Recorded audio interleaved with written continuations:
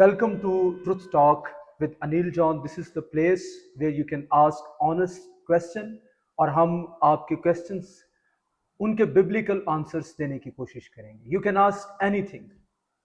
आप अपने faith के बारे में, theology के बारे में और Christian living के बारे में कोई भी question हो आप हमसे पूछ सकते हैं. आप जो comments हैं नीचे उनमें अपने ख्यालात का इजहार करें कि हमें इन सवालों के जवाब दिए जाएं. अगर कोई स्पेसिफिक टॉपिक है जिसके बारे में आप चाहते हैं कि हम सवाल जवाबात के ज़रिए बात करें तो हम वो भी कर सकते हैं. आज ये पहला पॉडकास्ट है. इसमें हमारे साथ सुनीता मुश्ताक हैं. ये FGA थियोलॉजिकल सेमिनरी की साल सोम की स्टूडेंट हैं और इनकी जो खिदमत है वो नौजवानों के दरमियान है. तो आज ये नौजवानों को प्रेजेंट करते हुए सवालात को हमसे करेंगी, ऐसे सवालात जो ना सिर्फ इनके हैं बल्कि आप सबके भी हैं. तो हम इस सिलसिले को शुरू करते हैं. Thank you so much sir God bless कि you. आपने मुझे यहाँ पे इनवाइट किया. तो जी सर, मेरे क्वेश्चंस कुछ रिलेटेड मेरे अपनी लाइफ से बट मोर हमारी कलीसिया हमारी यूथ से रिलेटेड हैं, जिनके मुझे पूरा ईमान है कि ना सिर्फ मुझे बल्कि हमारे सुनने वाले व्यूवर्स को भी जवाब हासिल होंगे. Yes. जिनमें से सर मेरा सबसे पहला सवाल ये है, आज हमारे मसीही नौजवान जो अपने टैलेंट को मुख्तलिफ तौर से इस्तेमाल करते हुए सोशल मीडिया प्लेटफॉर्म्स का यूज़ तो करते हैं मगर कुछ अपने अंदाज में उस पर लोगों के बहुत ज़्यादा नेगेटिव कमेंट्स आते हैं, ख़ास तौर पर कुछ कट्टर किस्म के मसीहियों के जो सिर्फ शायद मज़हब परस्ती का सहारा लेते हैं. ऐसे नौजवानों की दिलाजारी हो जाती है, वो अपने टैलेंट को और खिदमत को वहीं पर स्टॉप कर देते हैं. सर, इस मौजू पर आपका क्या नुक्ता नज़र है? जी, ये सवाल जो आपने किया ये ना सिर्फ आपका है बल्कि बहुत सारे नौजवानों का है. पहली बात तो ये है, हमें वक्त के तकाजे को अब समझना होगा. अभी ये जो वक्त है ये सोशल मीडिया का है. सोशल मीडिया एक नीड है जो बहुत सारी चीज़ों में हमें पड़ती है उसकी. तो वो नौजवान, अब मैं एक तरफ की बात नहीं करूँगा, मैं दोनों तरफ की बात करूँगा. वो नौजवान जो सोशल मीडिया के ज़रिए अपनी खिदमत करना चाहते हैं उनको भी एक दो चीज़ों का ध्यान रखना होगा. सबसे पहले जब आप कोई भी कंटेंट बनाते हैं उसमें आप ये जहन में ज़रूर रखें कि आपकी ऑडियंस कौन है, उनकी तवक्कुआत क्या हैं, वो आपसे क्या चाहते हैं. उन तवक्कुआत के मुताबिक आप वीडियोस बनाएं. तवक्कुआत से मेरी मुराद ये है कि आप जब बाइबल की बात कर रहे हैं तो लोग आपसे तवक्को करते हैं मोडेस्टी की. वो चाहते हैं कि आप अपने दिखावे में, अपने बोलचाल में आप बहुत सोबर दिखाई दें. वेल, अच्छे कपड़े पहनना या फिर फैशन जो नौजवान करना चाहते हैं ये बुरी बात नहीं है, लेकिन जब ये एक हद से ज़्यादा हो जाता है तो उनको तनकीद का सामना करना पड़ता है. तो इसलिए मैं नौजवानों को ये नसीहत करूँगा कि वो अपने ऑडियंस, अपने कल्चर, उनकी एक्सपेक्टेशंस, ख़ास तौर पर ये कि कौन सा ऐसा तरीका है जिससे मैं ना सिर्फ उनके जहनों तक बल्कि उनके दिलों तक भी रसाई कर सकता हूँ, इसको ध्यान में रखना चाहिए. और दूसरी तरफ जो हमारे बड़े बुजुर्ग हैं उनको भी जहन में रखना चाहिए कि जनरेशनल गैप एक होता है. ये बात यूथ को भी समझनी है और साथ में जो हमारे सीनियर्स हैं उनको भी समझनी है. जनरेशनल गैप क्या होता है? आप जनरेशन्स को जानते हैं, हम मिलेनियल्स हैं, आगे जो हैं वो जेनजी आने वाले हैं, जेनजी अल्फा हैं. तो इन सब में इनकी सोच में फ़र्क ज़रूर है. कपड़े पहनने के अंदाज में फ़र्क है, सोचने के अंदाज में फ़र्क है. ये दोनों जानिब से थोड़ा लचक का इजहार होना चाहिए. जो हमारे सीनियर्स हैं वो भी समझे कि हम बहुत ज़्यादा इसमें स्ट्रिक्ट और रिजिड ना हो जाएं. आपने ठीक कहा, ये चीज़ें फिर लीगलिज्म में आ जाएंगी. जो रवायती लोग हैं वो अक्सर बहुत स्ट्रिक्ट हो जाते हैं, लीगलिज्म का शिकार हो जाते हैं. तो इसका आंसर ये है کہ دونوں طرف سے ہی ہمیں ایک دوسرے کی رسپیکٹ کرنی چاہیے. نوجوان یہ سمجھے کہ ہمارا جنریشنل گیپ ہے, ہم ان کی رسپیکٹ کریں اور کوشش کریں کہ ان کی سوچ کو بھی ترجیح دیں, اور جو ہمارے سینئرز ہیں وہ ڈسکریج نہ کریں. اگر سمجھانے والی کوئی بات ہے بھی تو بائبل میں سے نصیحت کریں, ان کی حوصلہ افزائی کریں, آپ اچھا کام کر رہے ہیں لیکن یہاں ذرا ٹھیک کر لیں, آپ اس کام کو جاری رکھیں.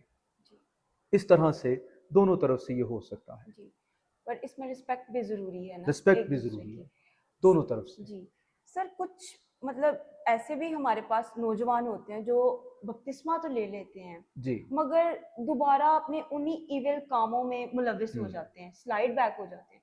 اس کے پیچھے جو مین ریزن ہمارے سامنے نظر بھی آتی ہے نا, وہ یہ بھی ہوتی ہے کہ وہ نو ڈاؤٹ ہر انسان بپتسمے سے پہلے تو گناہ میں زندگی گزار رہا ہوتا ہے, اور بپتسمے کے بعد بھی وہ ٹرانسفارمیشن کے پروسیس میں ہوتا ہے, وہ اس کوشش میں ہوتا ہے کہ اب اس سے وہ چیزیں دوبارہ سرزد نہ ہوں. لیکن ہماری کلیسیاؤں کے کچھ رکن ہمیں نظر آتے ہیں جو انہیں تنقید کا انتہائی جو ہے وہ شکار بنا دیتے ہیں, وہ سلائڈ بیک کر جاتے ہیں. اس زمرے میں آپ کیا کہیں گے؟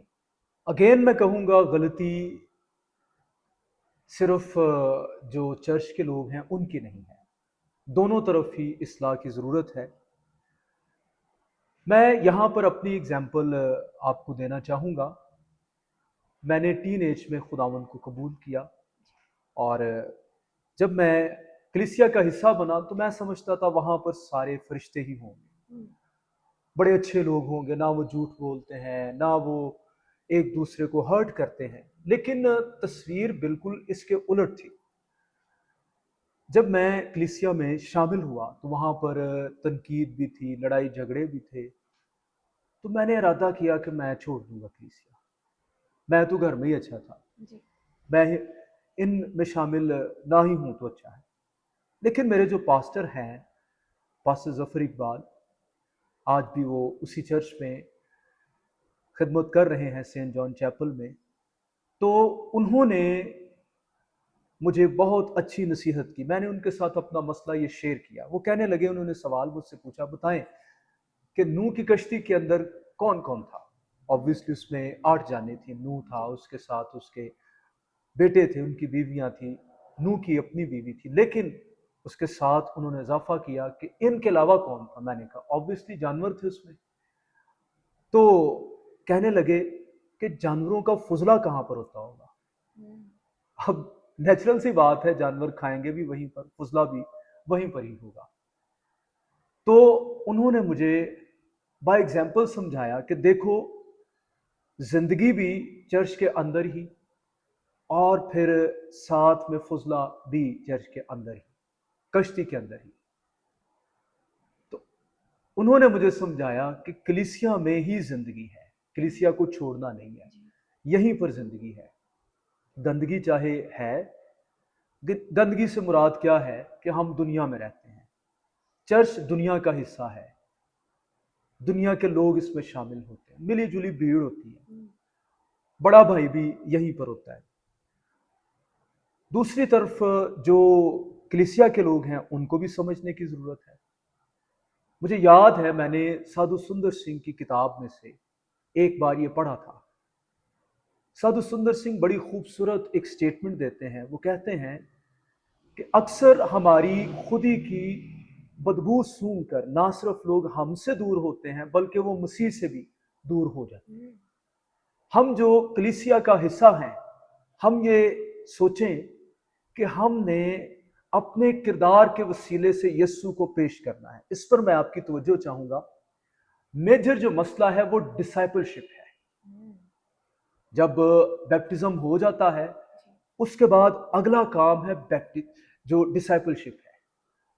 یعنی بیپٹزم یہ تو پہلا قدم ہے. ہمیں ان ایمانداروں کے ساتھ جو نئے نئے مسیح کی پیروی میں ابھی آئے ہیں ان کے ساتھ قریبی ریلیشن بنانا ہے, ڈسائپل شپ کا ریلیشن بنانا ہے, ان کو تعلیم دینی ہے. پھر دوسری طرف بات جو نئے ایماندار کی ہے اس کا ٹیسٹ بھی ہے کہ وہ کس قدر مسیح کے ساتھ وفادار ہے. یعنی وہ آدمیوں کو دیکھ کر مسیح سے ہی دور ہو جائے گا, پھر تو اس کی جو نجات ہے اس پر مجھے شک ہوگا. شاید وہ ابھی پورے طور پر مسیح کو جانتا ہی نہیں ہے. کیونکہ ایک بار جو مسیح کو جان جاتا ہے وہ پھر مسیح کے ساتھ رفاقت میں ہر صورت میں رہتا ہے، وہ پیچھے نہیں ہٹتا۔ تو دونوں طرف ہی بات ہے، اسے مسیح کے اندر ڈیپ روٹڈ ہونے کی ضرورت ہے۔ یہ ذہن میں رکھے کہ چرچ میں جب میں جا رہا ہوں تو وہاں پر سارے فرشتے نہیں ہوں گے، وہاں پر انسان ہیں۔ اور دوسری طرف جو چرچ کا ماحول ہے وہ بھی ایسا ہونا چاہیے جس میں ینگسٹرس کو ویلکم کہا جائے۔ جی چرچ کو میں نصیحت کروں گا، میں نے ایک بار یہ سٹوری سنی تھی کہ ایک مرتبہ ایک نوجوان وہ چرچ کے اندر آ گیا، اور آپ جانتے ہیں کہ چرچ کے اندر سبھی نے اپنی اپنی چیئرز کو سلیکٹ کیا ہوتا ہے۔ پہلے تو ایلڈر نے اس کو کہا کہ یہ جو تم جوتی لے کر آ گئے ہو اس کو اتارو، یہ ہم نے نیا کلین ڈالا ہوا ہے۔ اس سے بھی وہ بڑا تھوڑا ہرٹ ہوا، اسے آڈ لگا۔ پھر کیا ہوا کہ وہ ایک چیئر پر جا کر بیٹھ گیا، پہلے اسے سب سے پہلی قطار میں سے اٹھایا گیا، دوسری میں سے، تیسری میں سے، آخر کار اسے کہیں جگہ ہی نہ ملی۔ وہ ڈسکریج ہو کر چلا گیا۔ شام کو وہ پھر جو کلب ہوتا ہے، نائٹ کلب، اس میں چلا گیا، وہاں پر اس نے ڈرنک کی، جو کچھ بھی وہ کر سکتا تھا کلب میں اس نے کیا۔ تو ان دی اینڈ کیا ہوتا ہے، جب وہ بہت زیادہ ڈرنک کر لیتا ہے تو اس کے ہاتھ سے گلاس گر جاتا ہے۔ جب گلاس گرتا ہے تو فوراً جو ورکر ادھر ہیں وہ اس کی اسسٹنس کے لیے موجود ہوتے ہیں۔ سر اٹس اوکے، کوئی بات نہیں، ہم یہ جو ٹکڑے ہیں اٹھاتے ہیں، آپ یہاں پر بیٹھیں۔ انہوں نے ایک نیا پیک اس کو بنا کر دے دیا۔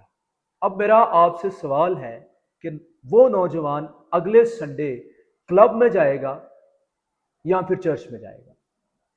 آپ کیا سنیتا اس کے بارے میں کہتی ہیں کہ وہ آپ کے خیال میں اس رویے کے بعد کلب میں جائے گا یا پھر وہ چرچ میں جائے گا؟ سر اوبویسلی ظاہری طور پر اسے کلب میں وہ سکون، رسپیکٹ ملی ہے ہاں، اور لو اسے فیل ہوا ہے، چاہے وہ غلط طور پہ، لیکن اسے وہ لو فیل ہوا ہے جو اسے شاید چرچ میں ایکسیپٹنس نہیں ملی۔ یس، اس میں رسپیکٹ، جیسے ہم پہلے بھی سر آپ بات کر رہے تھے، رسپیکٹ کا بھی اسپیکٹ آتا ہے، ہاں، پر اس میں لو، کائنڈنس کا بھی اسپیکٹ یس۔ آتا ہے، یہ ہمارے لیے بڑا لازم ہے۔